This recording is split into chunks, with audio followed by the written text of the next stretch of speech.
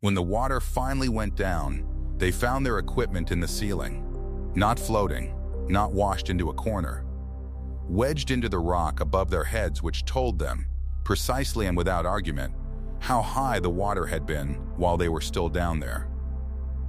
Veryovkina was 2,100 meters below the surface of a mountain in the Caucasus when it arrived. He had about 30 minutes of warning. He was one of the lucky ones, because most people in that cave had none at all.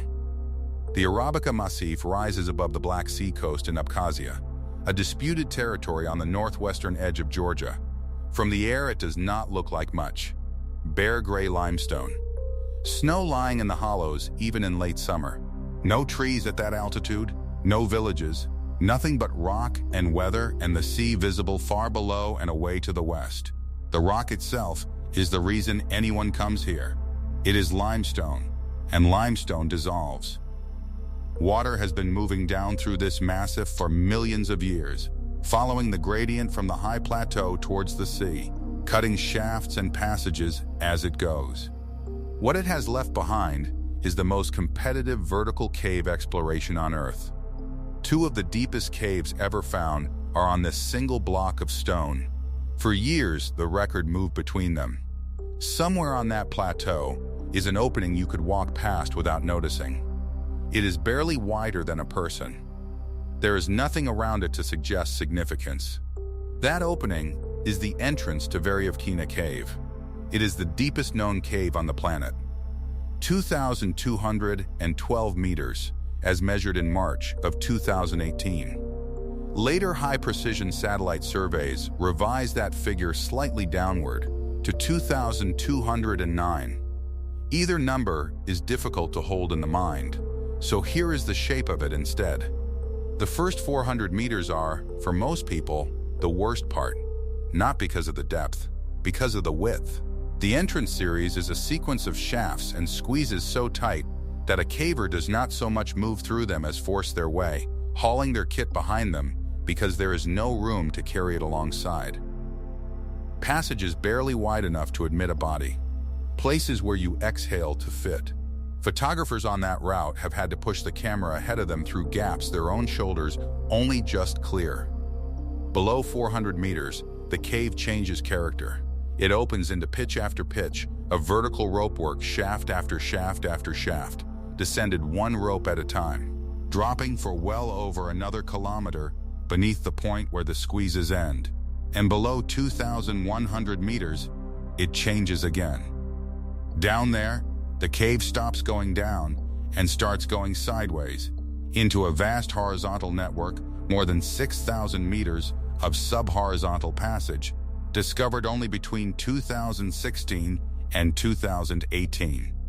Sitting at the bottom of the deepest hole on Earth, like a second cave hidden underneath the first. The lowest point a person can reach is a flooded chamber.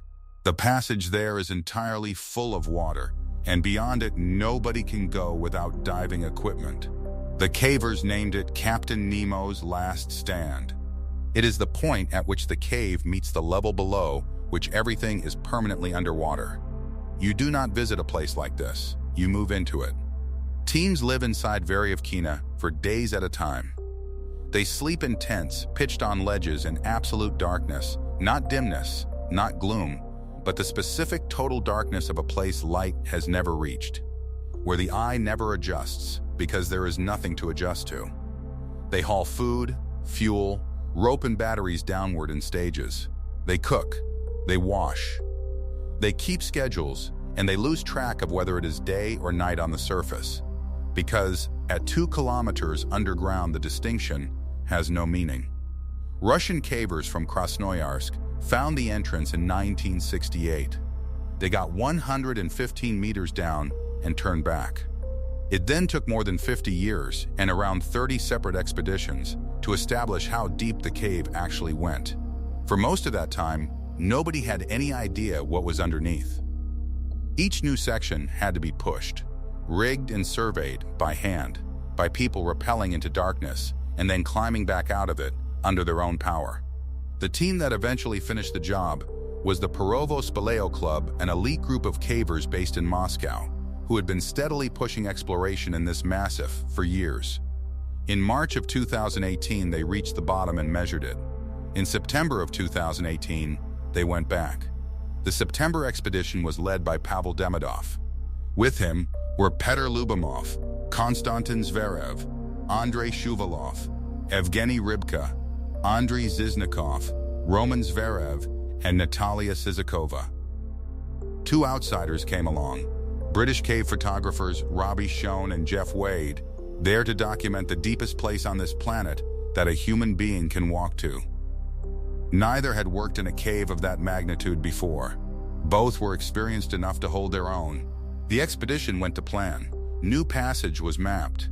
Climbs were completed into high-level openings to check whether they led anywhere. Cave invertebrates were collected for analysis, because there is life down there, strange life in a place with no light and almost no energy, and until recently, almost nobody had ever looked at it.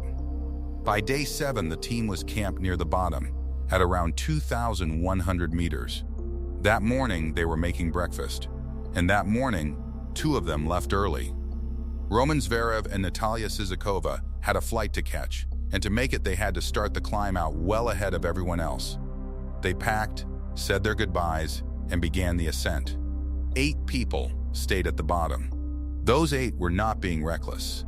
They were among the most experienced cave explorers alive, working in a system they had spent years learning, with the best equipment available to them, and a camp they had established carefully. But they were operating on one assumption about Veryovkina that they had never had reason to question. They believed the cave only flooded in winter. It was September. On the surface, above 2 kilometers of solid rock, a storm broke over the Arabika plateau. Nothing at the bottom of a cave registers that. There is no sound that travels, no change in the air, no pressure shift, no distant rumble, no signal of any kind. The team at the lowest camp had precisely as much information about the weather above them as they would have had on another planet. High limestone does not absorb rain. It sheds it immediately into every crack and shaft and opening on the plateau. And every one of those openings leads down. What saved the 8 people at the bottom was the 2 who had left early.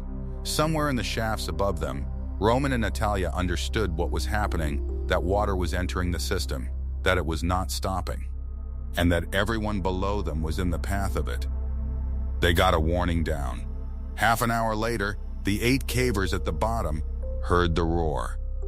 Robbie Schoen described watching an enormous torrent of white water come out of a hole in the rock and pour into what he called their little home. This was not a water level rising gently up a wall while people gathered their things. This was a wall of water arriving at the bottom of a 2-kilometer drain, because that is what Veryovkina has always been. The shafts were cut by water. The depth exists because of water. The entire cave is a route that water carved and remains permanently entitled to use whenever the surface sends more than the system is currently carrying. They abandoned the camp and went up.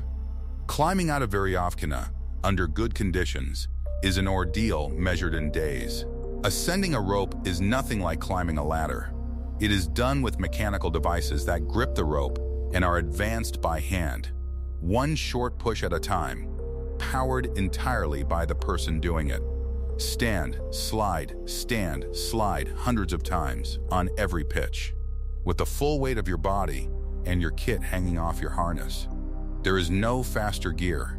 There is no way to speed it up, because something is coming. They climbed in stages, upward through a system that was filling behind them, in wet clothing, on wet rope, at the limit of what the human body will do when there is no alternative.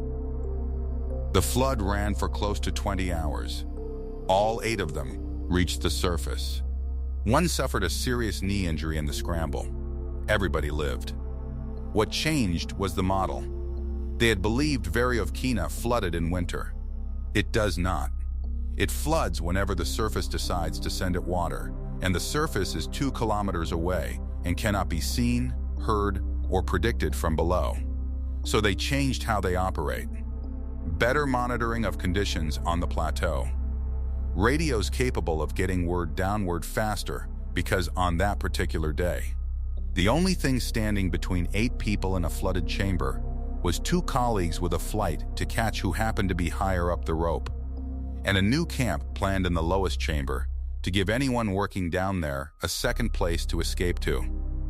There is an assumption that caves encourage, and it survives even in people who know better. The assumption is that a cave is a fixed thing. Stone does not move. The passage that was there on the way in will be there on the way out. Whatever else it is at least stable. It is not stable. It is plumbing. Every cave in limestone country was carved by moving water and remains, permanently, a route that water can use again. The rock does not change. What moves through the rock changes constantly. According to weather happening somewhere you cannot see, on ground you are not standing on, and it arrives without any announcement at all. 8 people at the bottom of the deepest cave on Earth got 30 minutes. They were the lucky ones.